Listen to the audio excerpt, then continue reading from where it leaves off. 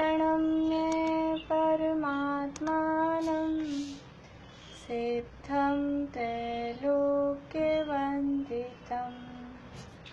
स्वाभाविकचिदानन्द स्वरूपं निर्मलाव्ययम्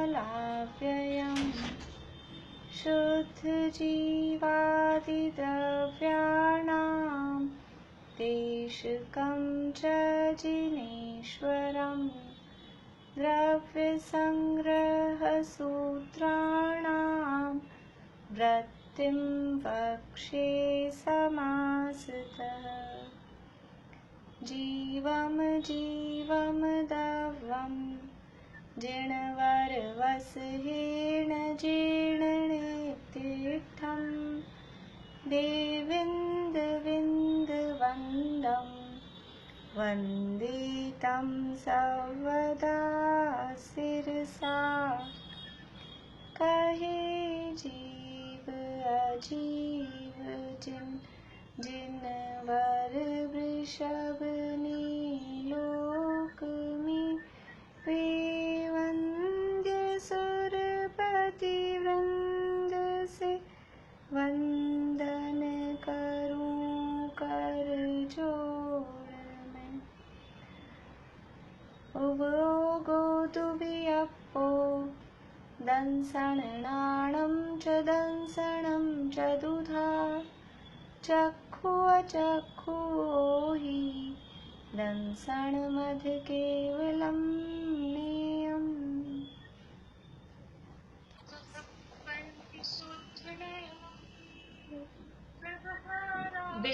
विन्ने या संसारी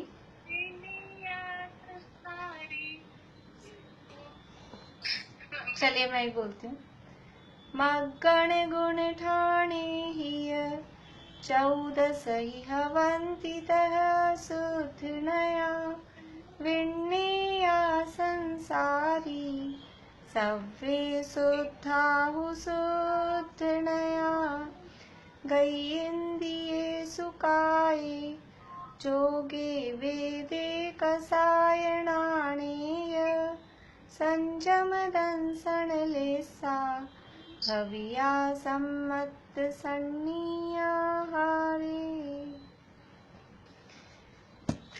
वृहद द्रव्य संग्रह में मागना स्थानों की चर्चा हमारी हुई है। आधा रिवीजन हुआ है, आधा और रिवीजन 7 मार्गणाओं का रिवीजन अभी बाकी है। ज्ञान मार्गना तक की चर्चा अपनी हुई है। दर्शन मार्गना से हमको अभी देखना है।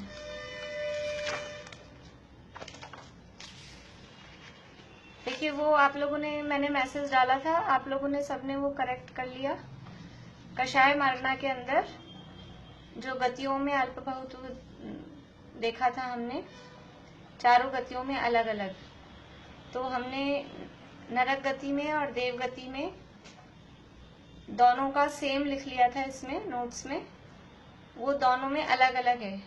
नरक गति में है सबसे कम, मिला सकते हैं आप लोग अगर प्रिंट आप लोगों के पास में है, 219 पेज पे।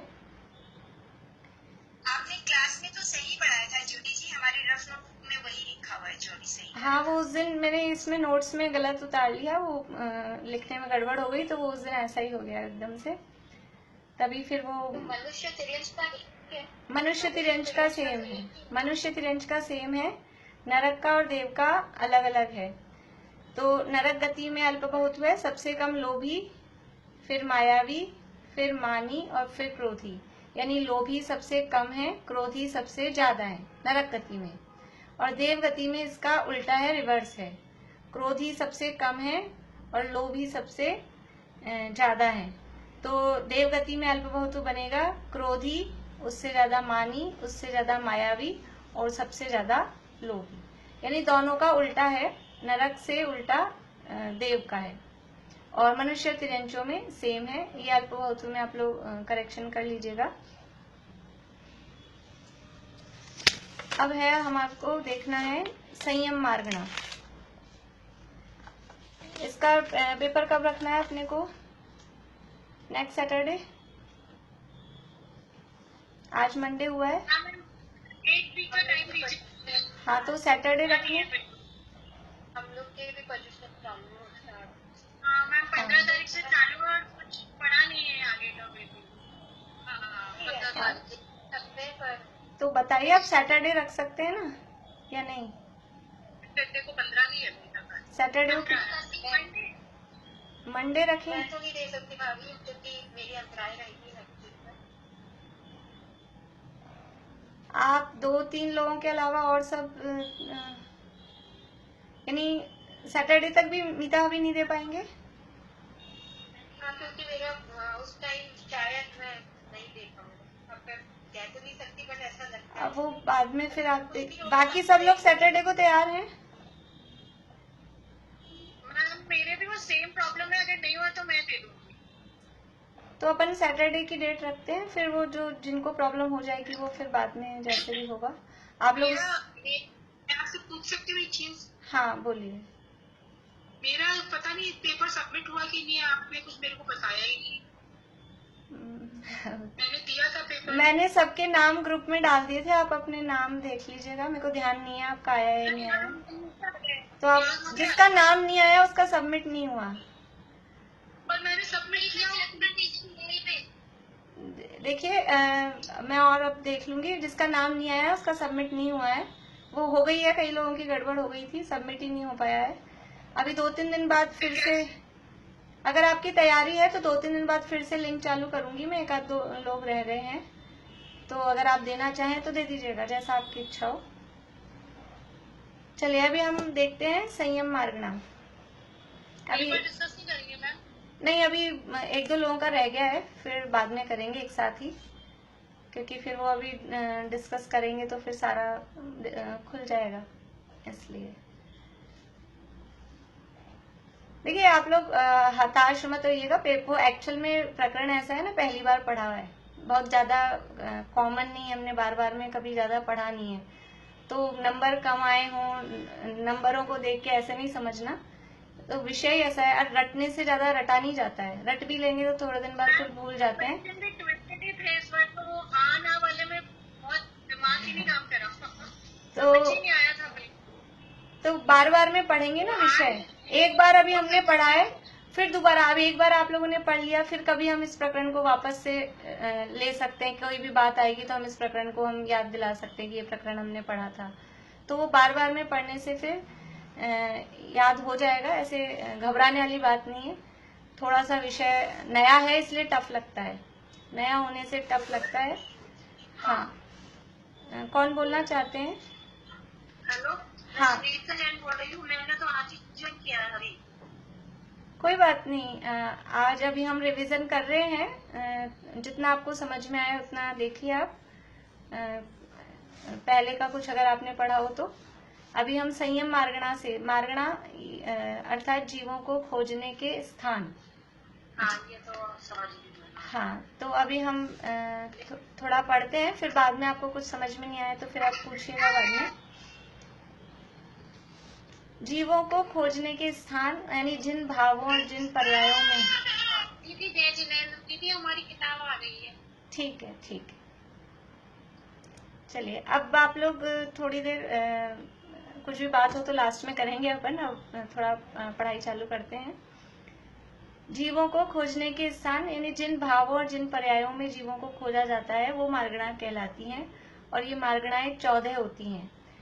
गति, इंद्रिय, काय, योग, वेद, कषाय, ज्ञान, संयम, दर्शन, लेशा, भव्यत्व, सम्यक्त्व, संगी और आहार। उसमें से 7 मार्गणा तक का रिवीजन और एग्जाम हमारा हुआ।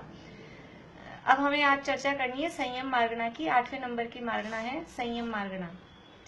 संयम अर्थात संयमन। संयमन मतलब बाहर से उपयोग को समेटना, उसको कहते हैं संयम। तो बाहर से उपयोग को समेटकर आत्मा में एकाग्र करना, स्वयं सन्मुख करना, उसका नाम वास्तव में संयम है। और बाहर से देखा जाए तो 5 इंद्रिय के विषयों में और 6 काय के जीवों की हिंसा में उपयोग नहीं लगना, 5 इंद्रियों के विषयों से विरक्ति होना और जीवों की हिंसा से विरक्त होना यानी जीवों की दया पालना, उसको व्यवहार से संयम कहते हैं। यहाँ संयम मतलब मुख्य रूप से मुनिराजों के होता है। संयमी कौन होते हैं? संयमी मुनिराज होते हैं। तो मुनिराज की तरफ से यहाँ व्यवहार संयम की बात परिभाषा बताई है।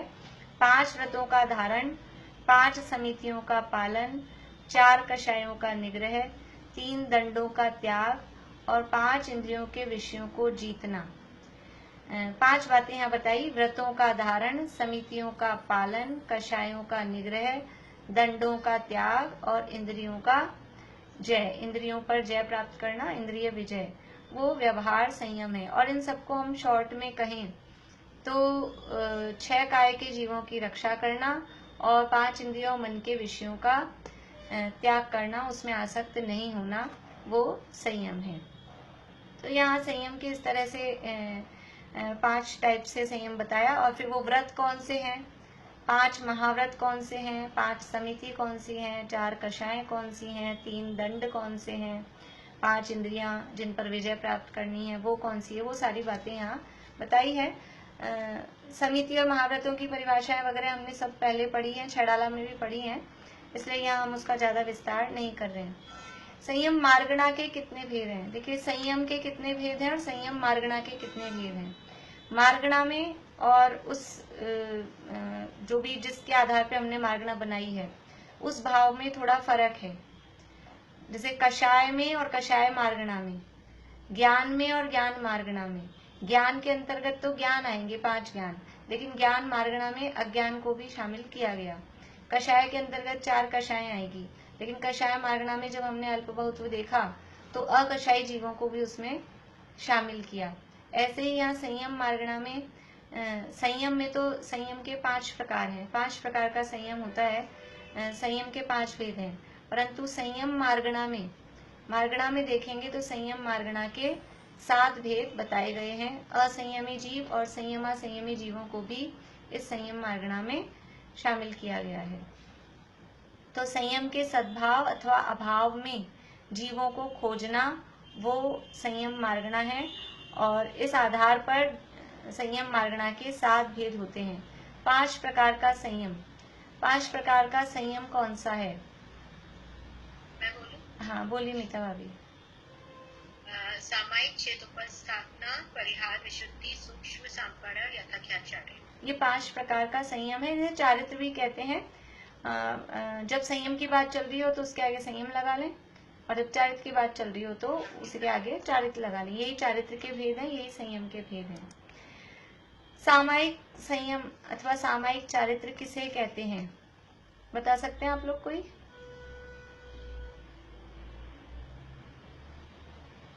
है कोई? हाँ बोलिए। हाँ, समस्त सावधि योग का अभेद रूप से त्याग करना, वो सामायिक चारित्र कहलाता है। यानी सावधि योग मतलब जो भी पाप की क्रियाएं हैं, जितनी भी क्रियाएं हैं, बस हमने सावधि योग का त्याग किया। अब हम बाहर में कुछ प्रवृत्ति नहीं कर रहे हैं, अपनी आत्मा में लीन हो रहे हैं। इस तरह से समस्त सावधि योग का अभेद रूप से त्याग करना, उसका नाम है सामायिक चारित्र अथवा सामायिक संयम। फिर छेदोपस्थापना की जो सावधि योग का अभेद रूप से त्याग किया था, उसके बाद वापस से कुछ प्रवृत्ति में लगे और उस प्रवृत्ति से जो दोष लगे, तो उन दोषों के निराकरण के लिए वापस से उस चारित्र को ग्रहण करना, वो कहलाता है छेदोपस्थापना संयम। अर्थात समस्त सावधि योग का भेद रूप से त्याग करना। भेद रूप से त्याग करना का मतलब है कि अलग अलग बताकर। सामायिक चारित्र में कुछ हमने अलग अलग नाम विकल्प में नहीं लाए, केवल हम सामायिक चारित्र ग्रहण कर रहे हैं, अर्थात आत्मा में लीन हो रहे हैं। और छेदोपस्थापना में क्या है कि वो सामायिक चारित्र से छूटे, महाव्रत रूप प्रवृत्ति हुई, समिति रूप प्रवृत्ति हुई, गुप्ति रूप प्रवृत्ति हुई, बाहर में अलग अलग टाइप से कुछ कुछ प्रवृत्ति हुई, तो वो जो प्रवृत्तियां हुई, उन प्रवृत्तियों में जो कुछ दोष लग गए, तो अलग अलग उन प्रवृत्तियों के दोषों को ऐसा विकल्पात्मक रूप में अलग अलग कह के और फिर वापस से अपने आत्मा में लीनता की ओर जाना, तो वो कहलाता है छेदोपस्थापना चारित्र। यानी कि अभेद रूप से द्रव्यार्थिक रूप से कथन करेंगे, द्रव्यार्थिक नय से कथन करेंगे, तो उसी चारित्र को सामायिक चारित्र अथवा सामायिक संयम कहेंगे। और पर्यायार्थिक नय से कथन करेंगे तो उसी संयम को छेदोपस्थापना संयम कहेंगे। सावध्य योग मतलब समझ में आता है। सावध्य योग का मतलब है बाहर में जो भी प्रवृत्ति रूप जो भी क्रियाएं होती हैं उसमें कुछ ना कुछ दोष लगता है, तो कुछ ना कुछ वो दोष जो लगता है उस दोषों का हमने त्याग किया, अपने आत्मा में लीन हो गए, इसका नाम है सामायिक संयम। और सामायिक संयम से च्युत हुए, आत्मा में लीन नहीं रहा गया, तो बाहर में कुछ कुछ प्रवृत्ति हुई, अब उस प्रवृत्ति से वापस से अपनी आत्मा की ओर जब जा रहे हैं तो उसी का नाम होता है छेदोपस्थापना संयम। ये दोनों संयम एक साथ ही होते हैं, दोनों के गुणस्थान भी एक से ही होते हैं, लेकिन दो हैं अलग अलग, लेकिन दोनों एक ही जीव में एक साथ पाए जाते हैं। छठे सातवें गुणस्थान से लेके और 9वें गुणस्थान तक ये दोनों सामायिक संयम और छेदोपस्थापना संयम दोनों संयम मुनिराज के एक साथ होते हैं। ऐसा नहीं होता है कि छठे गुणस्थान में तो छेदोपस्थापना संयम है और सातवें गुणस्थान में सामायिक संयम है, ऐसा नहीं।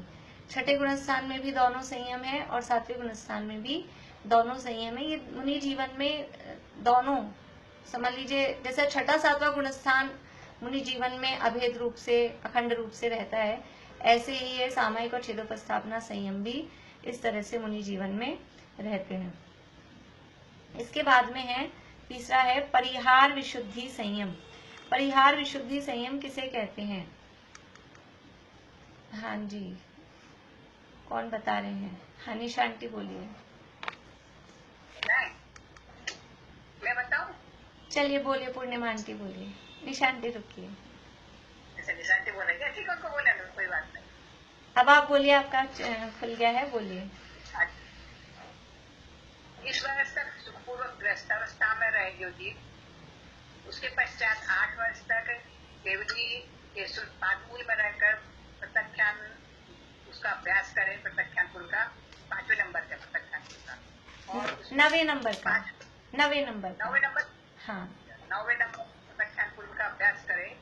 उसके बाद में उसको विचारित प्रकट होता है कि वो उनके मतलब वर्षा काल में भी गमन कर सकते हैं, रोज का उनको 3 कोस का गमन करना जरूरी है उनको, और उनके द्वारा सूक्ष्म जीवों की भी हिंसा नहीं होती है। ऐसे मुनिराज को विचारित प्रकट होता है। 3 कोस नहीं है, 2 कोस गमन का नियम है। 2 कोस गमन का नियम है। चलिए बढ़िया। देखिए जो जन्म से जिस चारित्र में प्राणी हिंसा की पूर्ण निवृत्ति होती है, हाँ परिभाषा जब बताते हैं तो जिस चारित्र में प्राणी हिंसा की पूर्ण रूप से निवृत्ति है, शब्द से परिहार विशुद्धि। परिहार विशुद्धि यानी जीवों की हिंसा का निराकरण हो गया, ऐसी विशुद्धि जहाँ प्रकट हो गई है उसका नाम है परिहार विशुद्धि। तो जिस चारित्र में प्राणी हिंसा की पूर्ण निवृत्ति हो गई है उसका नाम परिहार विशुद्धि संयम है। ये किनके प्रकट होता है?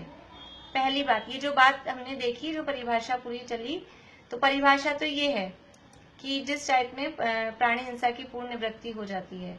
अब ये किनके प्रकट होता है? तो उसकी कंडीशंस हैं।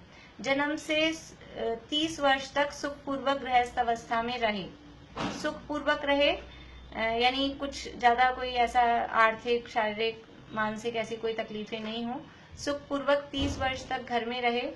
उसके बाद में केवली और शुद्ध केवली के पादमूल में रहकर, उसके बाद में दीक्षा ले और केवली और शुद्ध केवली के पादमूल में रहकर, और 8 वर्ष तक 9 नंबर का एक पूर्व है द्वादशांग के अंतर्गत, 12वें अंग में 14 पूर्व होते हैं, उसमें 9वें नंबर का पूर्व है, उसका नाम है प्रत्याख्यान पूर्व। तो 8 वर्ष तक उस 9वें पूर्व का अध्ययन करें, और उस अध्ययन करने के पश्चात उनके वो इस तरह की विशुद्धि प्रकट होती है कि उनके माध्यम से जीवों की हिंसा नहीं होती, यानी वो गमन भी करेंगे तो उनके माध्यम से जीवों की हिंसा नहीं होगी। इसीलिए उनके साथ जो विशेष बातें बताई कि वर्षा काल में इनको गमन का निषेध नहीं है। सामान्य रूप से मुनिराजों को भी वर्षा काल में गमन का निषेध होता है, 4 महीने तक मुनिराज एक ही जगह पर रहते हैं। परंतु जो परिहार विशुद्धि चारित्र के धारक हैं, परिहार विशुद्धि संयम के धारी मुनिराज हैं, उनके निमित्त से जीवों की हिंसा होती ही नहीं है, इसलिए वो वर्षा काल में भी गमन कर सकते हैं। और इतनी उनकी समझ लीजिए विशुद्धता है अथवा इतना उनके लिए नियम है कि प्रतिदिन 2 कोस गमन करेंगे। 2 कोस प्रतिदिन वो गमन करते हैं। वर्षा काल में गमन का निषेध नहीं है, लेकिन रात्रि में और संध्या कालों में गमन का निषेध है। जो नॉर्मली ही सभी के लिए वो निषेध होता है, वो उनके लिए भी वहां पर निषेध है।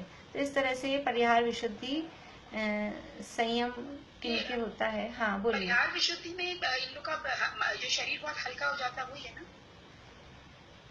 शरीर हल्का हो जाता है, वो इसमें भी हो जाता है। और एक रिद्धि और अलग होती है शरीर हल्का होने वाली, वो लघिमा नाम की रिद्धि है, या अणिमा, महिमा, लघिमा, इस तरह की वो रिद्धियां हैं, उनमें भी ये हो जाता है। पर इसमें भी वो जीवों की हिंसा क्यों नहीं होगी, क्योंकि शरीर इस तरह का हो गया है।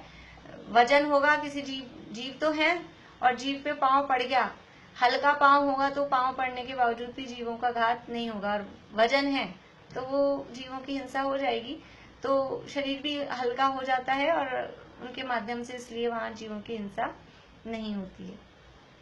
इसका जो जगन्य काल है वो अंतर्मुहूर्त है, और उत्कृष्ट काल 38 वर्ष कम 1 कोटि पूर्व। कम से कम ये परिहार विशुद्धि संयम रहेगा तो अंतर्मुहूर्त काल के लिए रहेगा, और उत्कृष्ट काल ज्यादा से ज्यादा रहे तो 1 कोटि पूर्व में 38 वर्ष कम, इतने काल तक ये रह सकता है।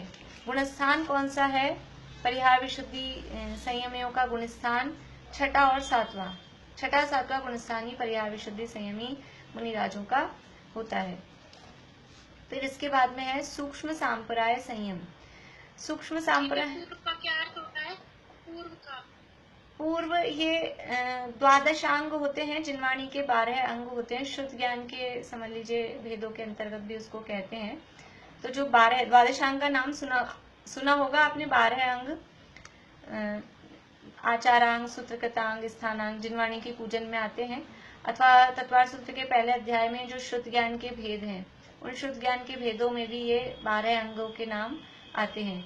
तो जो ये 12 अंग हैं, उस 12 अंगों में से जो 12वां अंग है, उस 12वें अंग के 5 भेद हैं। उन 5 भेदों में से एक भेद का नाम है पूर्व या पूर्वगत। पूरा नाम है उसका पूर्वगत, और वो पूर्वगत के भेद हैं 14। उन 14 भेदों में से 9 नंबर का जो भेद है उसका नाम है प्रत्याख्यान पूर्व।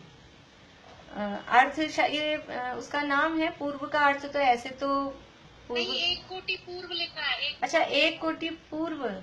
1 कोटि पूर्व ये टाइम है। जैसे हम ईयर्स को कैलकुलेट करते हैं, वर्षों को, तो ये 1 कोटि पूर्व। एक पूर्व होता है 70,56,000 करोड़ वर्ष का। 70,56,000 करोड़ वर्ष का एक पूर्व होता है, और ये आयु है 1 करोड़ पूर्व। तो 70,56,000 करोड़ तो एक बार, और फिर उसके बाद में एक बार और 1 करोड़। तो 70,56,000 करोड़, फिर करोड़, उतना हो गया 1 कोटि पूर्व। और उसमें से 38 वर्ष कम करने। सूक्ष्म सांप्राय संयम। ये सूक्ष्म सांप्राय, सूक्ष्म का अर्थ है अत्यंत मंद, उसको कहते हैं सूक्ष्म। और सांप्राय का अर्थ है कषाय, जो अत्यंत मंद कषाय, एकदम बारीक सी जो कषाय बची है।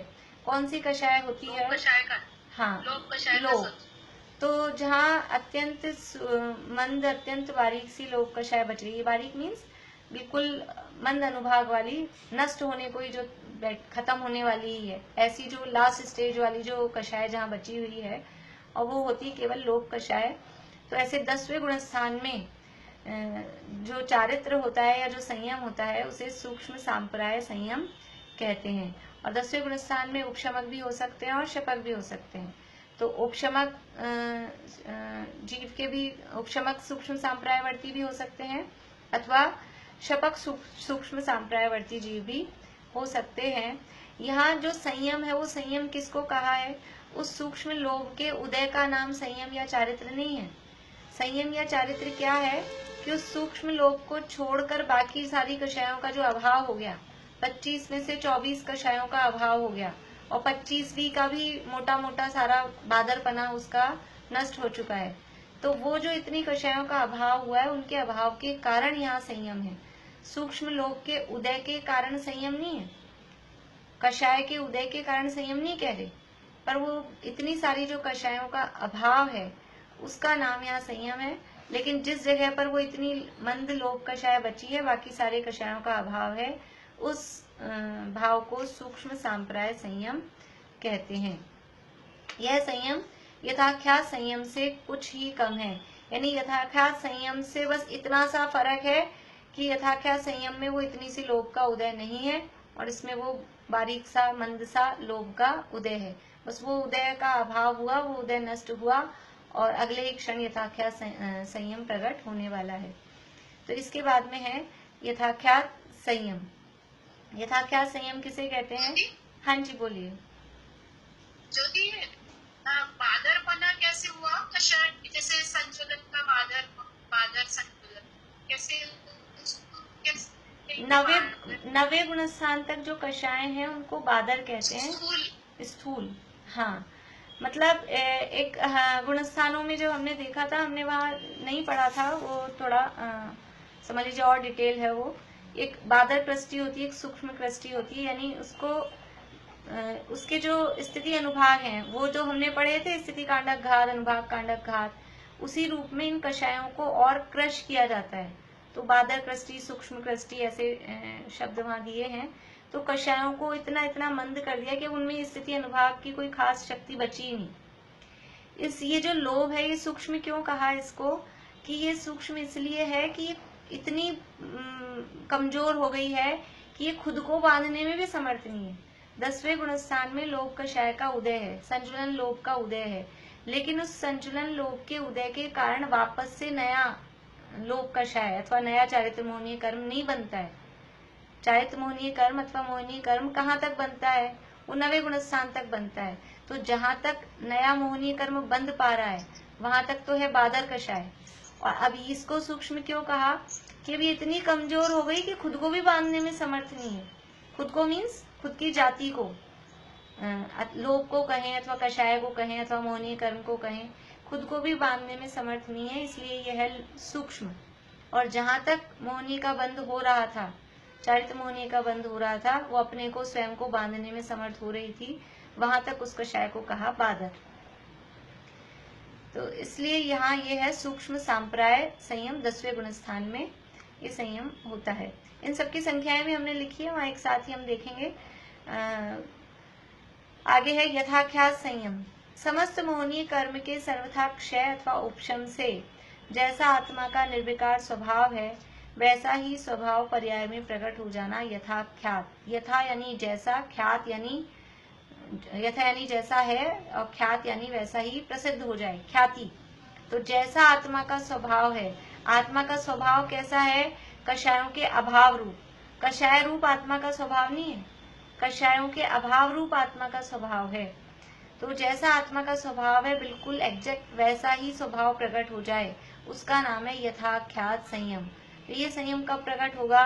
कि जब पूर्ण रूप से कषायों का अभाव हो जाएगा। अब ये अभाव दो टाइप से होता है, एक उपशम रूप से या फिर क्षय रूप से। तो उपशम भी हुआ है तो भी यथाख्यात संयम है, और क्षय हो गया है तो भी यथाख्यात संयम है।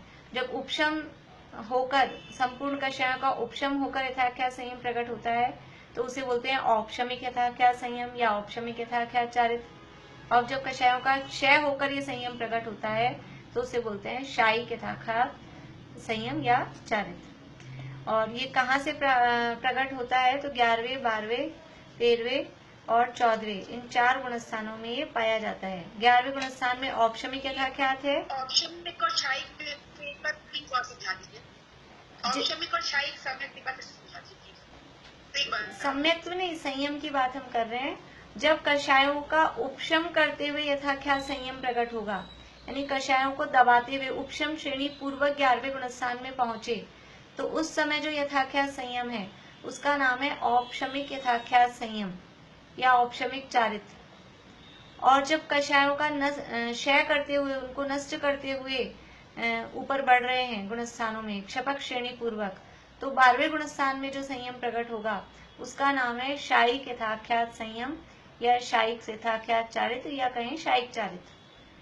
तो ये प्रकट होता है 11वें में और 12वें में भी रहता है, 13वें में भी होता है और 14वें में भी होता है। 13वें 14वें में उसको परम यथाख्यात, परमावगाढ़, इस तरह के नाम भी वहां पर दिए जाते हैं।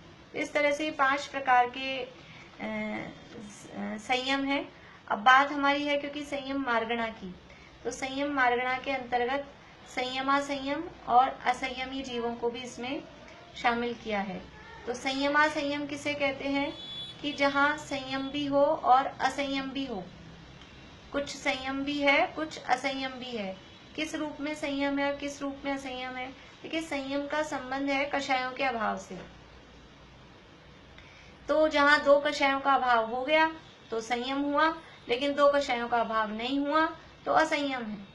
तो कुछ संयम है कुछ असंयम है, ऐसी स्थिति को कहते हैं संयमा संयम। जो देखिए परिभाषा यहाँ से, जो सम्यक दृष्टि अनंतानुबंधी एवं अप्रत्यय खैनावरण कषाय के शयोपशम से सहित हैं, 5 अणुव्रत, 3 गुणव्रत और 4 शिक्षाव्रत सहित हैं, वे संयमा संयमी कहलाते हैं। 2 कषाय चौकड़ी का अभाव है और बाहर में जिनके 2 कषाय चौकड़ी का अभाव होता है, बाहर में उनके कुछ न कुछ व्रत आदि होते ही हैं। ऐसा नहीं होता कि अंदर में 2 कषाय चौकड़ी का अभाव हो और बाहर में व्रत नहीं हो। ऐसा तो हो सकता है कि बाहर में व्रत हो लेकिन अंदर में कषायों का अभाव नहीं हो, ऐसा तो हो सकता है। लेकिन यदि अंदर में 2 कषाय चौकड़ी का अभाव है तो बाहर में व्रतादिक होते ही हैं। ऐसे ही मुनि दशा के साथ में भी लगाना कि अगर 3 कषाय चौकड़ी का अंदर में अभाव है तो बाहर में मुनि दशा होती ही होती है। बाहर में मुनि दशा नग्न दिगंबर पना हो और अंदर में 3 कषाय चौकड़ी का अभाव हो भी न भी हो, ऐसा हो सकता है। लेकिन अगर अंदर में विशुद्धता प्रकट हुई है तो बाहर में भी विशुद्धि होगी ही होगी, बाहर में मलिनता नहीं चल सकती। तो इस तरह से ये, हाँ जी बोलिए भाभी। शयोपशम को अभाव बोल देते हैं। अभाव शब्द दोनों अर्थ में यूज आता है। अभाव का अर्थ अकेला क्षय नहीं होता है। अभाव का मतलब है उस समय उदय का अभाव। शयोपशम रूप भी हो सकता है, उदयाभावी क्षय भी हो सकता है, सदवस्था रूप उपशम भी। उस समय वो प्रकट नहीं है, उसको अभाव बोल देते हैं। जैसे हमने 11वें गुणस्थान में कहा 4 कषायों का अभाव है, तो वो उपशम है, सत्ता में से नष्ट नहीं हुए लेकिन अभाव कह देते हैं। जिस समय वो नहीं है उस समय उसको अभाव कह देते हैं। ये संयमा संयम जो देशव्रत नाम का 5वां गुणस्थान है उसमें ये संयमा संयम होता है। इस संयमा संयम के 11 भेद हैं, जो 11 प्रतिमा के रूप में हमने गुणस्थानों के अंदर भी पढ़े थे और यहाँ भी उनका सामान्य स्वरूप एक एक लाइन में यहाँ पर दिया गया है। नाम याद है किसी को 11 प्रतिमाओं के? बोलिए निशांति।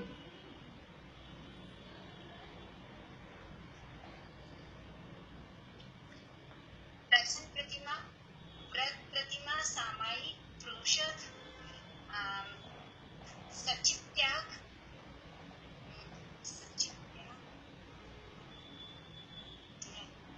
रात्रि मुक्ति त्याग, ब्रह्मचर्य, अभी एकदम से दिमाग से निकल गई।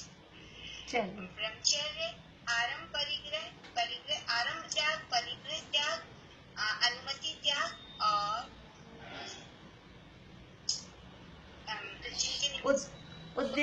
उद्दिष्ट त्याग। बढ़िया। दर्शन प्रतिमा, व्रत प्रतिमा, सामायिक प्रतिमा, प्रोषद प्रतिमा, सचित्त त्याग प्रतिमा और रात्रि भोजन त्याग अथवा दिवा मैथुन त्याग प्रतिमा, ब्रह्मचर्य प्रतिमा, फिर आरंभ त्याग प्रतिमा, परिग्रह त्याग प्रतिमा, इसके बाद में अनुमति त्याग प्रतिमा और उद्दिष्ट त्याग प्रतिमा। इस तरह से 11 प्रतिमाएं हैं। इनका स्वरूप हमने गुणस्थानों के समय समझ लिया था और सामान्य रूप से यहाँ आपको दिया है, उसमें से हम देख सकते हैं। इसके बाद में है अब असंयम। असंयम किसे कहते हैं? असंयमी जीवों को भी यहाँ पर संयम मार्गणा के अंतर्गत लिया है। तो त्रस और स्थावर जीवों की हिंसा तथा 5 इंद्रियों के विषयों से जो विरक्त नहीं है उन्हें असंयत कहते हैं। देखिए असंयत शब्द का अर्थ क्या होता है? असंयम। असंयम तो है भाव, और असंयत का अर्थ होता है वो असंयम जिनमें है, यानी असंयम है।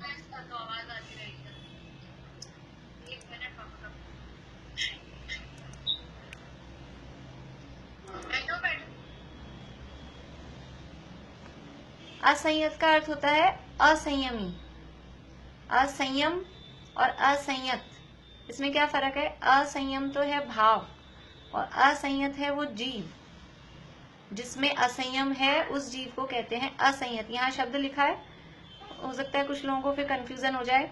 यहाँ देखिए 7 नंबर पे लिखा है हेडिंग तो असंयम, और फिर परिभाषा में लिखा है जो विरक्त नहीं है उन्हें असंयत कहते हैं। तो असंयत है वो जीव के लिए, किसी व्यक्ति के लिए, व्यक्तिवाचक है, और असंयम है वो भाव को बता रहा है।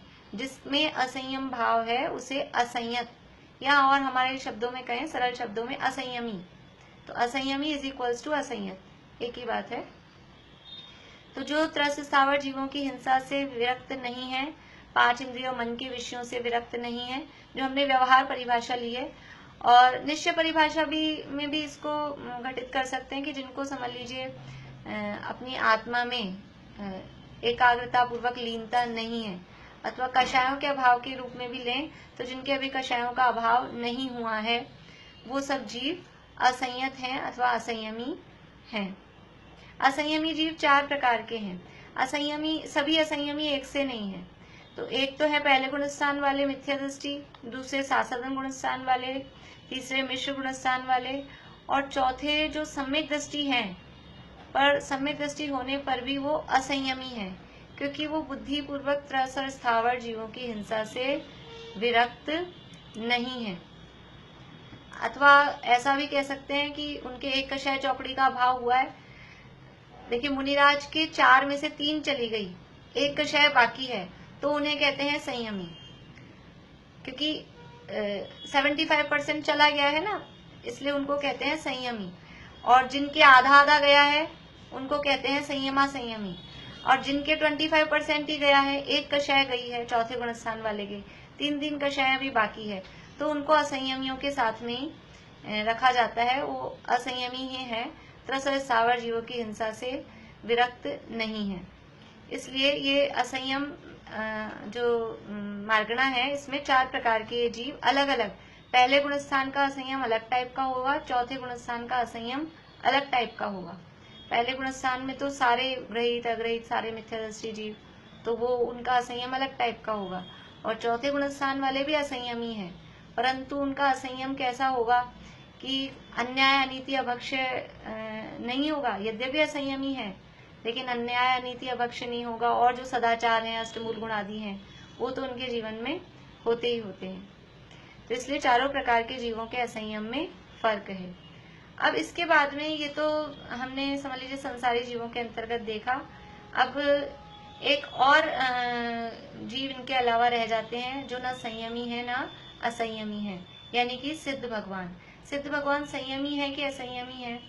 तो सिद्ध भगवानों को ना संयमी कहते हैं ना असंयमी। कुछ आचार्य संयमियों में सिद्ध भगवान को शामिल करते हैं, परंतु कुछ आचार्य नहीं करते हैं। तो हम दोनों रूप से उनको मान सकते हैं, संयमियों में शामिल कर भी सकते हैं, नहीं भी कर सकते, परंतु यहाँ हमने इनको अभी अलग लेकर ही देखा है। देखिए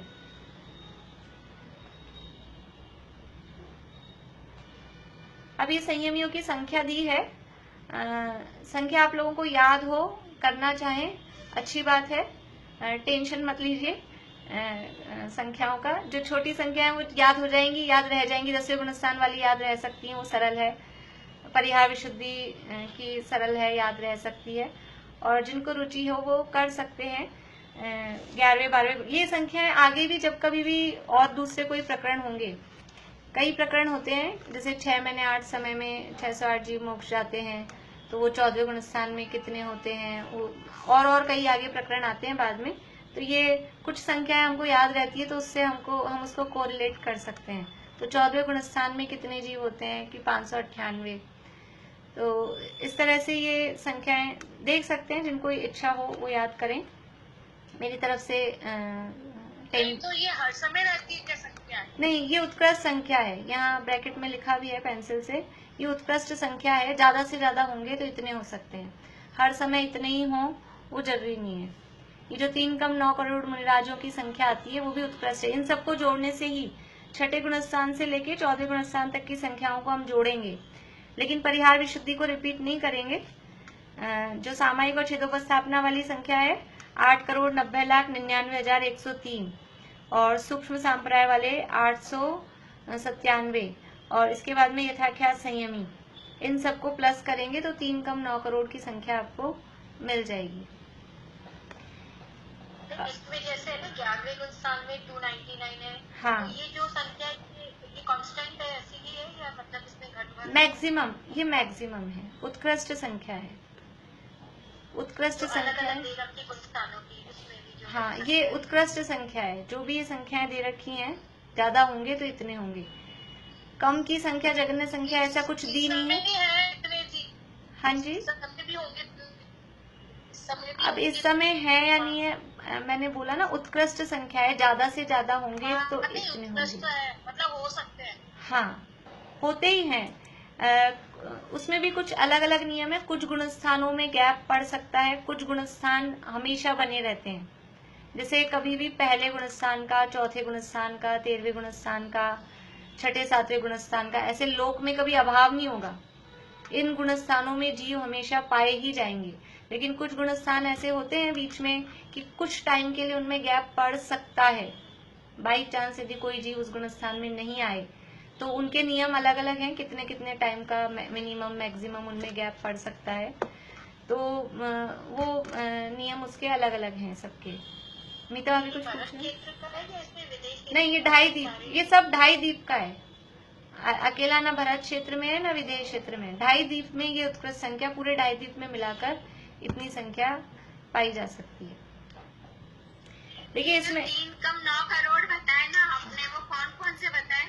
देखिए सामायिक और छेदोपस्थापना संयमी है, उसकी जो संख्या है 8,90,99,103।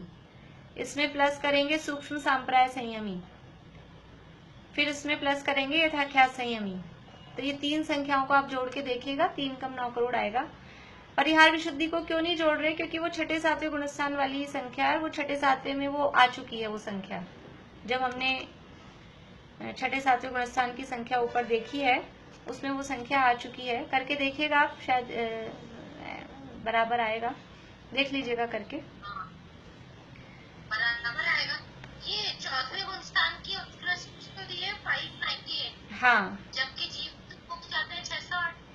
तो 608 जाते हैं तो वो 14वें गुणस्थान में रहेंगे उस समय सारे। वो जरूरी नहीं है, वो ऐसा कोई जरूरी नहीं है। वो तो अलग अलग टाइम पे जा सकेंगे, मोक्ष जाएंगे 6 महीने 8 समय में 608 जाएंगे, पर 14वें गुणस्थान में एक साथ इतने सारे जीव रहे हैं ऐसा कोई जरूरी नहीं है।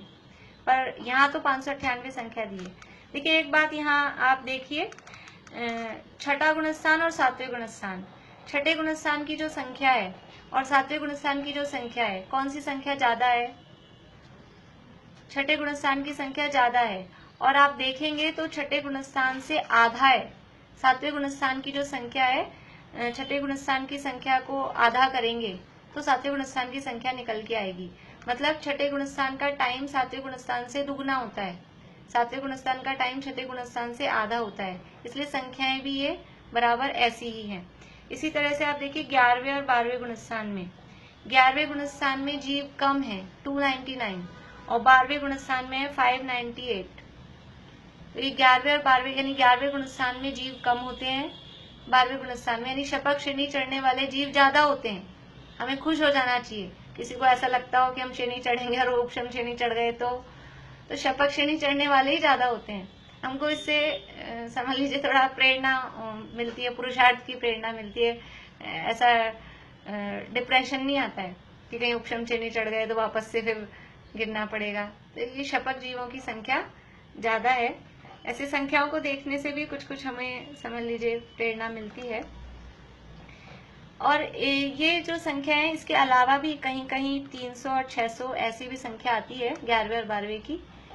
2 मत उसमें मिलते हैं, लेकिन यही वाला मत ज्यादा चलता है। इसलिए हमने यही वाली संख्याएं लिखी हैं।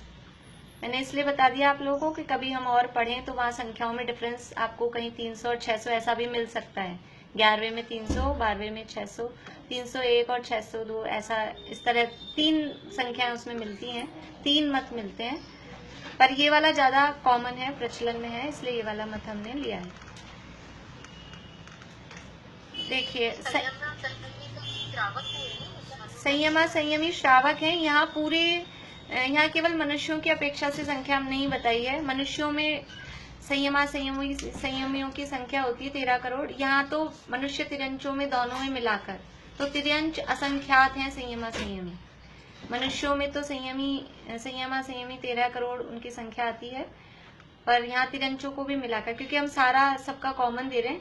मैंने बहुत ज्यादा संख्याएं नहीं दी, फिर आप लोग देख के घबरा जाते हैं, इसलिए मैंने वो अलग अलग करके संख्याएं नहीं दी। सामान्य रूप से संयमा संयमी असंख्यात हैं। तिरंच और मनुष्य दोनों शामिल हैं इसमें, ऐसा आप लिख सकते हैं अपने इसमें तिरंच और मनुष्य दोनों शामिल हैं, दोनों को मिलाकर है। देव और नारकियों को क्यों नहीं शामिल किया इसमें संयमा संयमियों में? हाँ, वहाँ 5वां गुणस्थान नहीं होता, इसलिए केवल मनुष्य और तिरंचों की संख्या है। और असंयमी जीव वो अनंत हैं। चारों गतियों में जितने भी समझ लीजिए पहले गुणस्थान से चौथे गुणस्थान तक के जो भी जीव हैं, तो 1 इंद्रिय से 4 इंद्रिय तक तो सभी मिथ्या दृष्टि है ही है। इसके अलावा भी जो भी मिथ्या दृष्टि है और जो सम्यक दृष्टि भी चौथे गुणस्थानवर्ती भी असंयमी है, वो सब मिला के संख्या है अनंत। अल्प बहुत्व, देखिए एग्जाम के पॉइंट ऑफ व्यू से आप जो विशेष वाला अल्प बहुत्व है बड़ा वाला वो भी याद करेंगे। एक तो मैंने दिया है सामान्य, तो सामान्य भी है, और जो बड़ा वाला है विशेष करके लिखा है वो आपको एग्जाम के हिसाब से वो बड़ा वाला भी याद करना है। तो देखिए सामान्य रूप से हम देखें तो 4 भागों में बांट दिया, संयमी, असंयमी, संयमा संयमी और सिद्ध भगवान, न संयमी न असंयमी। जितने भी 5 प्रकार के संयमी थे उनको एक में ले लिया हमने संयमी में। तो सबसे कम है संयमी, क्योंकि ये संख्या देखिए जो संयमियों की संख्या हमने देखी तो 3 कम 9 करोड़ में आ गई, यानी संख्यात है, हम काउंट कर सकते हैं, काउंटेबल है, तो ये सबसे कम हो गई। संयमा संयमी थे असंख्यात, तो वो उससे ज्यादा हो गए। फिर है सिद्ध भगवान। सिद्ध भगवान उन संयमा संयमियों से भी ज्यादा है, और असंयमी जीव सबसे ज्यादा है, क्योंकि उनकी संख्या सिद्धों से भी ज्यादा, जहाँ 1 इंद्रिय जीव आ जाते हैं वहाँ सबसे ज्यादा संख्या हो जाती है। विशेष रूप में देखेंगे 5 प्रकार के संयमों में, तो सबसे कम यहाँ संख्या देख के हम आराम से निकाल सकते हैं। सबसे कम संख्या है सूक्ष्म सांप्राय संयमियों की, फिर उससे ज्यादा है परिहार विशुद्धि, उससे ज्यादा है यथाख्यात संयमी, और उससे ज्यादा है सामायिक और छेदोपस्थापना संयमी। तो ये चारों में इस तरह से हमने क्रम लिया है। 5वां नंबर दिया है संयमी सामान्य, तो ये ऊपर से जो ऊपर हमने दिया था ना संयमी 1 नंबर, अल्प बहुत्व सामान्य दिया, उसमें ऊपर में जो 1 नंबर दिया वो वाला यहाँ पर लिख दिया है संयमी सामान्य, मतलब सबको मिला लें, टोटल कर लें, तो उसको यहाँ बीच में 5 नंबर पे दिया है। वरना इसको हम नहीं भी लिखें तो नहीं भी लिखें, कोई जरूरी नहीं है ये वाला, क्योंकि हमने ऊपर चारों संयमियों की संख्या दी है अल्प बहुत्व में। फिर इसके बाद उससे ज्यादा है संयता संयत, फिर उसके बाद में है सिद्ध, और सबसे ज्यादा है असंयमी जीव। इस तरह से ये संयम मार्गणा की चर्चा अपनी अभी नहीं लिखने से मतलब है ये, अगर आप लोगों को ऐसा कंफ्यूजन होता हो ये संयमी सामान्य क्या है, संयमी सामान्य का मतलब है 5 जो संयम वाले हैं उनको प्लस कर देंगे तो वो कहलाएंगे संयमी सामान्य। जो ऊपर हमने दिया था ना संयमी सबसे कम, वो सामान्य संयमियों की संख्या है, ऐसा। तो अगर हम विशेष करके लिख रहे हैं, भेद करके लिख रहे हैं, तो सामान्य नहीं भी दें तो चलता है, और वरना तो वैसे तो दिया है शास्त्रों में तो, लेकिन यदि आप लोगों को ऐसा कंफ्यूजन होता हो कि संयमी सामान्य क्या है, तो उसके आगे आप ऐसा करके लिख सकते हैं कि ऊपर जो 5 प्रकार के संयमी दिए हैं उनको प्लस करके ये संयमी सामान्य होता है। चलिए इस तरह से ये संयम मार्गणा की चर्चा अपनी हुई है। दर्शन मार्गणा कल फटाफट हो जाएगी, उसके बाद में हम लेश्या मार्गणा को कल करेंगे, इसमें भी थोड़ा बड़ा है प्रकरण। आप लोगों को टाइम मिले तो थोड़ा सा पढ़ के आइएगा तो जल्दी जल्दी अपना काम हो जाएगा। जय जिनेन्द्र सभी को। सबसे ज्यादा टाइम तो संसार परिवार में देना पड़ेगा। देखते हैं।